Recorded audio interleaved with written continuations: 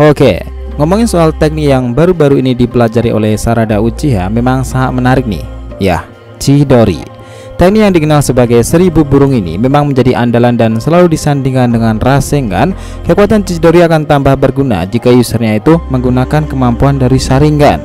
Saking cepatnya teknik ini, konon para penggunanya itu dikenal sebagai pemburu berdarah dingin. Nah, ada yang menarik nih, di chapternya itu Sasuke bilang seperti ini: Chidori adalah teknik yang super cepat dan berbahaya. Kakashi mewariskannya kepadaku. Kemudian Sarada bilang seperti ini: oh, ini ternyata tekniknya Rokudame Hokage. Ya, tetapi sebenarnya konsep awal Chidori ini sudah ada sejak era Ninsu dan era Rikudo Senin sendiri.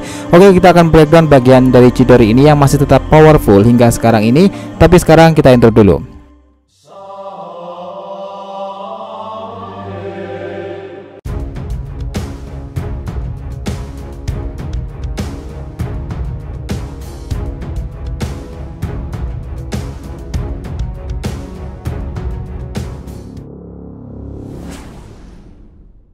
Hai guys, welcome back to the RTV channel. Nah, kali ini kita akan membahas mengenai kebenaran dari konsep awal Chidori di era Ninsu sampai akhirnya terus bertahan di era Otsutsuki baru di Boruto sekarang ini. Oke, biar nggak salah persepsi, silahkan simak sampai akhir ya. Nah, jika kalian ingat, di era Ninsu ada seorang pemuda yang sangat berbakat. Dia adalah Indra Otsutsuki. Orang ini sangat powerful sekali di usianya. Ia adalah orang yang mengubah ninsu dan menciptakan aliran baru dengan elemen yang bersumber pada tiap cakra seseorang yang mereka miliki. Ya, itu adalah ninjutsu. Ada satu momen yang pasti kita tidak akan lupa. Saat ia menyelamatkan sang adik itu, Indra menggunakan teknik yang mirip sekali dengan Chidori. Nah, tentu itu adalah teknik petir, tetapi cara Indra menggunakannya mirip banget dengan konsep dari Chidori. Ditambah lagi, Indra sendiri adalah nenek moyang Uchiha pula.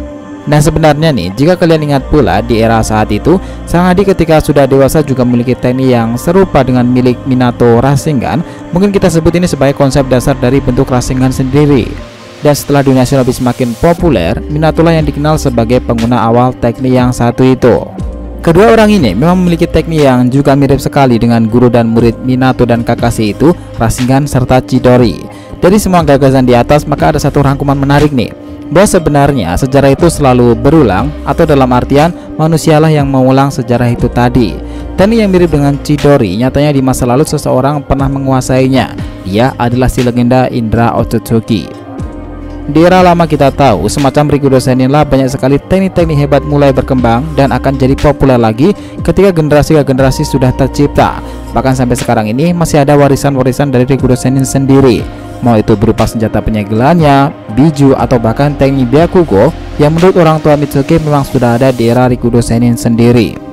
Nah, setelah era berganti nih, masuklah kita di kisah di mana 5 negara besar sering terlibat satu konflik dan Konoha memiliki satu ninja yang elegan dan super dingin, tetapi niat membunuh dan melenyapkan itu sangat tinggi. Dia dikenal sebagai pemburu berdarah dingin Hatake Kakashi. Orang ini sangat dikenal elit di masa itu karena ia adalah keturunan dari Sakumo Hatake, pria yang dijuluki sebagai taring putih Konohagakure. Oke, alasan Kakashi mendapati nama itu karena dirinya itu menggunakan teknik yang dikenal sebagai Chidori. Ditambah lagi dia ini memiliki mata legendaris Sharingan dari Obito. Nah, konsep awal Chidori Kakashi ini adalah sebuah ketidaksengajaan. Awalnya ia ingin memanipulasi bentuk dari Rasengan karena ia juga bisa menggunakannya, tetapi ketika ia mengkombinasikannya dengan bentuk cakra petir miliknya itu, sesuatu meledak dan muncullah teknik baru yang suaranya sangat berisik dan kilatan itu bisa melukai pengguna itu sendiri karena sangat cepat. Itulah kenapa Kakashi menjadikan itu sebagai salah satu teknik pamungkasnya yang dikenal sebagai 1000 burung atau yang ia juluki sebagai Chidori. Nah guys, yang satu menyaksikan langsung betapa meriuh gemuruhnya ketika Kakashi menggunakan Chidori miliknya itu. Nah, dengan teknik itu banyak sekali ninja-ninja dari negara tetangga begitu gentar mendengar bocah yang dingin dengan kemampuan petir itu. Kehebatan Kakashi dalam menciptakan teknik ini bahkan diakui oleh negara penghasil shinobi petir elit seperti Kumogakure. Di sana mereka itu paham jika teknik Chidori ini sedikit mirip dengan konsepnya teknik tusukan Raikage Jigotsuki Yonhon no Kite, yang semakin sedikit jari yang dikeluarkan maka dampaknya itu akan semakin besar. Artinya Chidori akan sangat berbahaya bila digunakan dengan jarak dekat.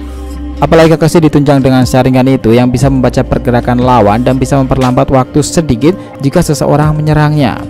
Nah, masalahnya di masa lalu Kakashi juga sempat depresi dengan teknik ini karena ia tidak menyangka dengan Chidori lah ia melenyapkan sahabat dekatnya Rin Nohara karena ia tidak tahu jika Rin melompat tepat di hadapannya itu. Tetapi Kakashi bangkit dan menjadi shinobi yang jauh lebih tangguh lagi tentunya. Dengan Chidori itu, ia telah kombinasikan ke berbagai bentuk kuat lainnya seperti Shiden atau bahkan Raikiri. Nah, berbicara soal Raikiri, ini adalah teknik dengan tingkatan yang di atas Chidori sendiri. Raikiri sendiri konon bisa membelah petir sekalipun, dan baik Kakashi yang menggunakan Raikiri itu adalah teknik pamungkasnya dalam serangan jarak dekat. Nah, kehebatan Raikiri ini bahkan pernah memotong dan membelah tubuh dan tangan Kaguya Otsutsuki, dan memang sudah umum sih seseorang pengguna kekuatan Chidori pasti bisa memanipulasinya ke bentuk yang lebih tinggi lain. Dalam kasus Kakashi adalah Raikiri. Nah, dengan dimana ninja jenis Kakashi ini menggunakan dan mengkombinasikannya dengan Kamui mungkin adalah salah satu yang membuat kita takjub di masa itu. Lalu, bagaimana dengan Chidori sekarang ini di era Boruto? Ya, sekarang ini Chidori sendiri itu memang masih tetap bertahan di era Boruto sendiri. Bahkan Sasuke acap kali menggunakannya dalam pertarungan-pertarungan. Ia sering memanipulasinya ke berbagai benda dan senjatanya itu. Sasuke adalah orang yang selain Kakashi yang masih sering aktif menggunakan teknik yang satu ini. Dan yang terbaru ini pun, putrinya Sarada juga ingin sekali menguasai teknik 1000 burung itu. Sarada di episode kemarin itu masih terus belajar di bawah air terjun ini untuk menggunakan Chidori sebagai salah satu senjata pamungkasnya. Dan jika kita langsung melompat ke dalam chapternya, akan ada momen di mana Sarada nanti bisa menggunakan Chidori itu dalam rangka mengalahkan anggota inti Kara, yaitu Boro. Bahkan melihat hal itu, Kawaki dan Boruto sangat takjub dan bingung sebenarnya barusan apa yang dilakukan oleh Sarada. Dan sebagai orang jenius, Mitsuki lah yang memberitahu mereka berdua jika itu adalah Chidori. Teknik yang saat dimana kamu memusatkan perhatian dalam satu titik serangan dengan dampak yang super besar. Teknik yang dikenal sebagai 1000 burung dan menjadi andalan dari ayahnya Sarada pula. Mendengarkan hal ini pun Boruto bahkan sedikit iri kenapa gurunya itu tidak mewariskan Chidori juga kepadanya. Oke, cerita tentang Chidori dan Rasengan memang sudah seperti rivalitas antar para userna.